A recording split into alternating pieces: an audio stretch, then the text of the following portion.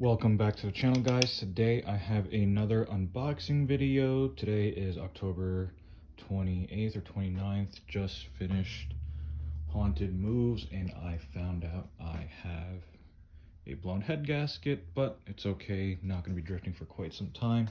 So here's the package. Looks like somebody already tried to break through and see what it was, but obviously there's some paper in there, so you can't tell. Anyways, as always, cut away from you.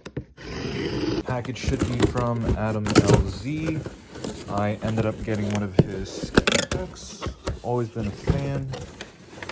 Here you can see green sticker, bunch of paper,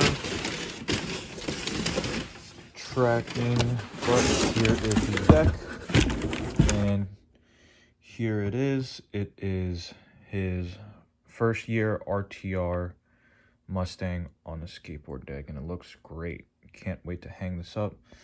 Looks like there's also a small piece of Hi-Chew. Looks like a green apple flavor, but overall looks great. Got it signed by him. All you have to do is request it in the notes box, and can't wait to see what happens with him for next year.